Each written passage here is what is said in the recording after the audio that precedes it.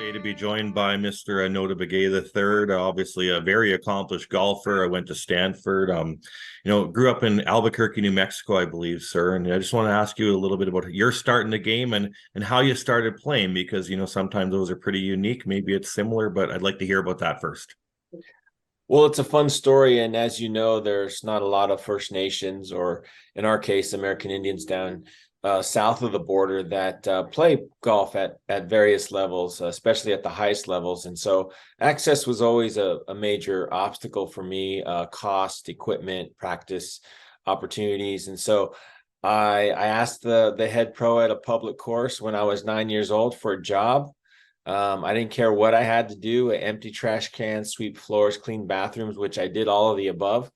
And it gave me access. That was the thing that opened the door for me. And then, as I tell many young players that are interested in pursuing the game to whatever level, the rest is up to you once you get access. And so I put in long practice days. And by the time I was 17, I had earned a scholarship to Stanford, was one of the highest ranked junior golfers in the US. And it really opened up some doors for now. And now it's through our junior golf initiative here and in Canada, we're trying to pass that along to other aspiring young golfers.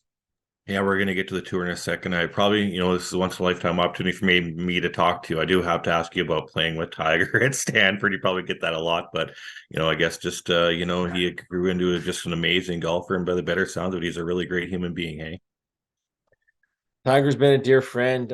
Many people thought our friendship started while we were at Stanford together on that team, but I actually met him for the first time when he was 9 years old.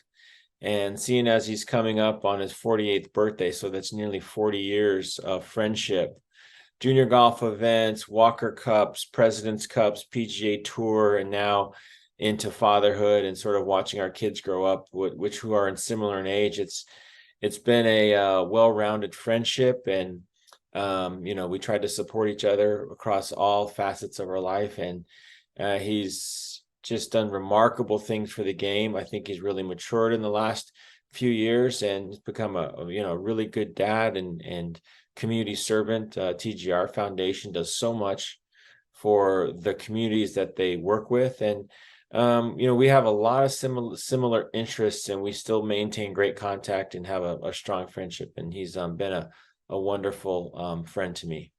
well, that's great stuff for sure. So the Notah Begay III Junior Golf Championship is, you started this 3 years ago. Maybe there was talks before that. Why did you want to get this tour off the ground, and kind of what were the goals for you and your team? Well, I just felt like there was a better pathway for more kids from all backgrounds. I never really cared where a person came from, provided that they had an interest in putting in the work and making the sacrifices to become an elite level golfer. And that's what we have here. We have access points across all of our different levels of competition that give virtually anyone that has an interest in competitive golf.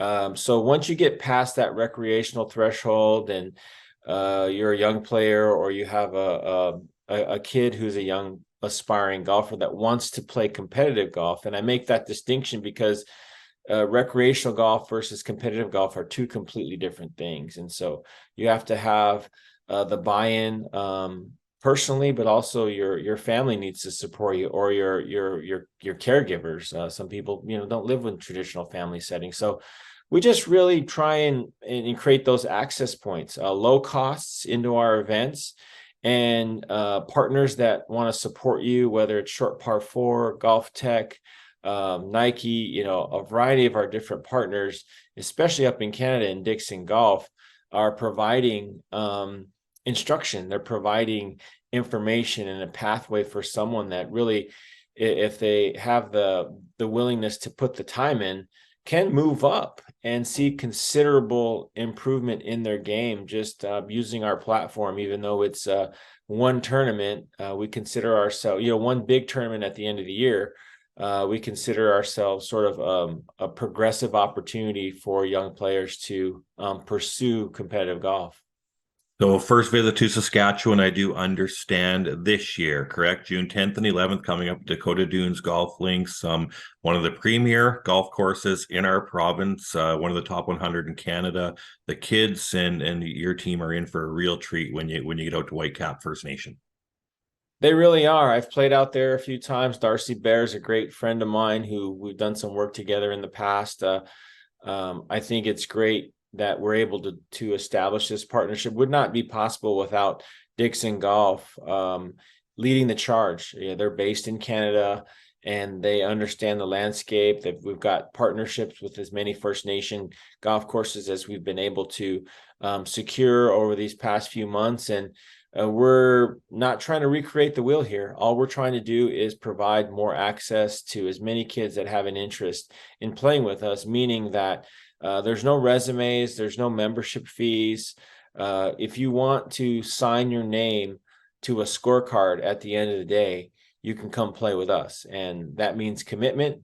That means dealing with the ups and downs of golf. And that means that if you do sign up, you're going to get all of those things that go along with competitive golf. And that's really what we want to introduce to the young players.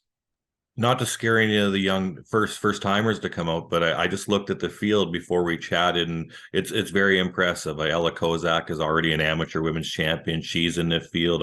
Recent Regina High School junior boys medalist Jordan Heller's in the field. Harrison Franklin's got 2 wins already in Saskatchewan this year. The field looks great. 30 players. You got a week to register. I guess if this is getting out and people are watching, why should they get into this event?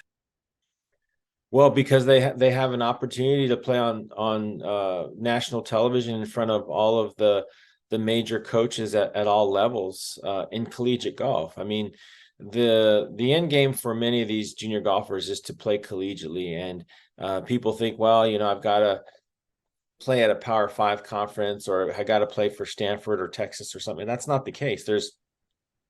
There's hundreds and hundreds of schools that have high quality golf programs that offer high quality education. And the term student athlete needs to apply here. And I think many kids need to understand that this is a pathway to getting an education, but also coaches can't see you if you're playing in events that they're not attending up in Canada. And so this is a way for kids that want more exposure and have the talent and ability to play an event that gives them a direct pathway to being seen by the best coaches in college golf. As a governing body of amateur golf in Saskatchewan and promoter of the grassroots, we think more opportunities the better. Thanks for coming to Saskatchewan. I really hope the event goes well and you guys come back. Oh, we're looking forward to it. What a wonderful venue. And I know they'll do a great job of hosting our event.